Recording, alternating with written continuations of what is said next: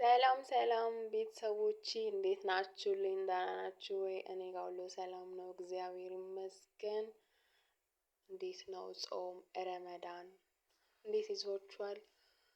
ዛሬ እንግዲህ ይዤላችሁ የመጣሁት ከሌት ነሃል ወይም ፈጣይር ነው። ከሌት ነሃል ይላሉ አረቦች፣ እንግዲህ ፈጣይርም ይላሉ። ስለዚህ ይሄንን ዳቦ አሰራር በቀላሉ የምንሰራ ይሆናል። አብረን እንሰራለን። ማንኛውም ሰው መስራት የሚችል ቀለል ያለ ብዙም ፕሮሰስ ያልበዛበት አሰራር ነውና ቀጥታ ወደ አሰራሩ እንሄዳለን። እሺ 3 ኩባያ ዱቄት ነው የተጠቀምኩት። እንግዲህ እናንተ እንደሚበቃችሁ መጠቀም ትችላላችሁ። እኔ የሚበቃኝን ይሄን የተጠቀምኩት።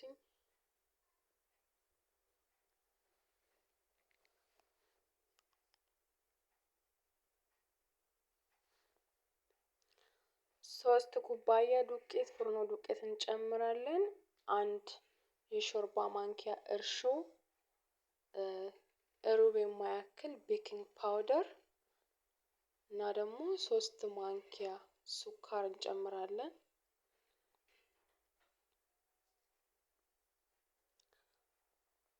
ሶስት ማንኪያ ሱካር እንጨምራለን እና ደግሞ 3 እንቁላል እንጨምራለን።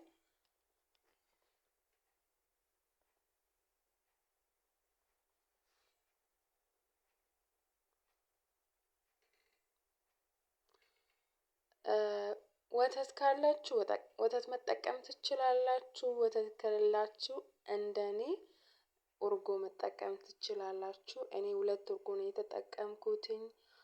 ማንኛውም ፍሬሽ ወተት ካላችሁ መጠቀም ትችላላችሁ፣ ችግር የለውም። እና ደግሞ እኔ ወተቱ ስለሌለኝ በወተቱ ቦታ ነው እርጎ የተጠቀምኩትኝ። እዚህ ጋር የኩባያ ሩቧ ኮፕ አለች፣ በሩቧ ዘይት ተጠቅሜያለሁ። ወይም ደግሞ የሲኒ ግማሽ መጠቀም ትችላላችሁ። እንደዛ አድርጌ ሁሉንም መክስ አደርጋለሁ አንድ ላይ።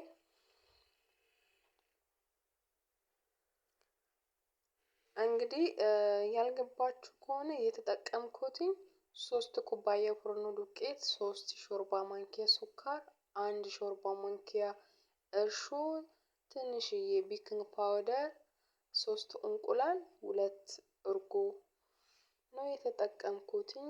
ከዛ ሁሉን አንድ ላይ እናዋህደውና በደንብ አድርገን እናቦከዋለን። በእጃችን የምናቦካ ከሆነ ለ10 ደቂቃ ያህል እሽት አድርገን ማብካት አለብን። በማሽኑ ወይም በመኪናው በማብኪያው ከሆነ ለ5 ደቂቃ ያህል በማብኪያው ማብካት አለብን። እና ደግሞ እዚህ ጋር የጨመርኩት ቅድም ዱቄቱን በጨመርኩበት ኩባያ አንድ ኩባያ ውሃ ጨምሬያለሁ፣ ቀዝቃዛ ውሃ ግማሽ። ከዛ በኋላ ጨምሬበታለሁ። እናንተ እንግዲህ እያያችሁ መጨመር ትችላላችሁ። የጨመራችሁት የሚበቃ ከሆነ የማይበቃ ከሆነ እያያችሁ። እኔ የሚበቃኝን ያህል ስለምሰራ ምናልባት ከኔ አነስ ያለ ልትሰሩ ትችላላችሁ። ስለዚህ በመጠኑ እያያችሁ መጨመር ትችላላችሁ። ምንም የሚከብደው ነገር የለም። እና ካቦካም በኋላ እዚህ ጋር ክድን እናስቀምጣለን ለ30 ደቂቃ ወይም ለ1 ሰዓት።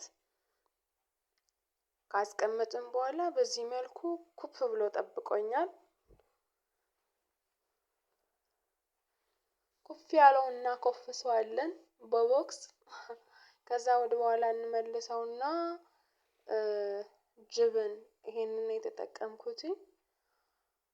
ይሄ ጅብን መጠቀም ትችላላችሁ። ደግሞ ኪራ የሚባለው ጅብን ብትጠቀሙ አሪፍ ነው። 1 ለ4 ቦታ ነው የቆረጥኩትኝ። መጋገሪያችን ላይ ዘይት ጠብ እናደርገዋለን እንዳይዝብን ሁሉም ቦታ እናደርሰውና እንቀባዋለን መጋገሪያችን። ከዛ ያው ሊጣችንን ኩፍ ብሎ የለ ጅብናችንን ቆርጠን የለ። ስለዚህ አሁን ቀጥታ ወደ ዝግጅቱ እንደምታዩት እዚህ ጋር በእጅ እየለካው ነው ጅብኗን ውስጥ ያስገባው። እንደዚህ የምሰራው በጣም ቀላል ነው። እና ቅድም የቆረጥነው ጅብኑን እየጨመርን እንከድረዋለን ማለት ነው። ከዛ በደንብ አጣብቃችሁ ባናስቀምጥ ጥሩ ነው። መጋገሪያው ላይ በኋላ ራሱ ኩብ ስለሚል ራሱ ይዳረሳል። ስለዚህ ላላ ላላ እያደረግን እናደርገዋለን ከዛ በራሱ ጊዜ ስለሚዳረስ ማለት ነው።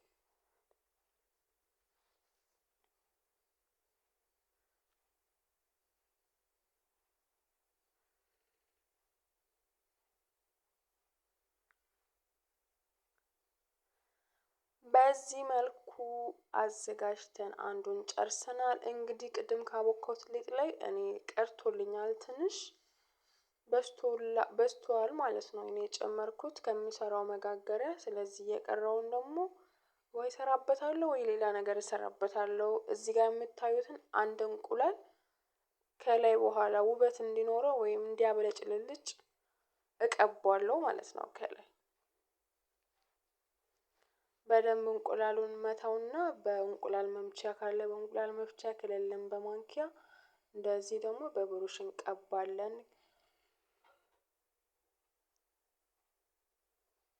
አሁንም የኔ ዳቦ ላላ ብሎ የተቀመጠው ለ30-40 ደቂቃ ያህል አላቆየሁትም። እኔ ቶሎ ለመጋገር ስለፈለኩትኝ በሰአቱ ለ30-40 ያህል ደቂቃ ብታስቀምጡት ሁሉም ሽፍን ይላል። አሁን እኔ ግን ኦቨን ውስጥ ስለማስገባ አሁኑኑ ራሱ ይዳረሳል ችግር የለውም። እና እንደዚህ እንዲገጥም ከፈለጋችሁ ለ30-40 ደቂቃ ማስቀመጥ እንችላለን ማለት ነው። እንቁላሉን ከላይ ከቀባን በኋላ እንደዚህ ጥቁር አዝሙድና ሰሊጥ እንጨምራለን። ጨምረን ይኸው ጨርሰናል። እንግዲህ ኦቨናችን ውስጥ ጨምረናል። በ200 ዲግሪ ላይ ነው ያስቀመጥኩትኝ 15 ደቂቃ ባልሞላ ሰዓት ጊዜ ውስጥ በስሎ እንደዚህ ቆንጆ ነው አምሮ ወጣልኝ። በጣም ቆንጆ ነው ለስለስ ብሎ እንግዲህ ብቻውንም ይበላል። እና ደግሞ ማርም ከላይ መጨመር ትችላላችሁ ወይም ደግሞ ምንድነው ሸርዬ የሚባለው በስኳር የሚሰራው ልክ እንደ ማር ያለውንም ማዘጋጀት ትችላላችሁ። እንደየፍላጎታችሁ ማድረግ ትችላላችሁ። እኔ እንግዲህ ማር ነው የምጨምርበት በላዩ ላይ። ይሄንን ይመስላል እንደወደዳችሁት ተስፋ አደርጋለሁ። በሌላ ቪዲዮ እስከምንገናኝ ድረስ ደህና ሰንብቱ። ሰብስክራይብ ያላደረጋችሁ ሰብስክራይብ አድርጉ። እስከመጨረሻው ካያችሁት አመሰግናለሁ። ባይ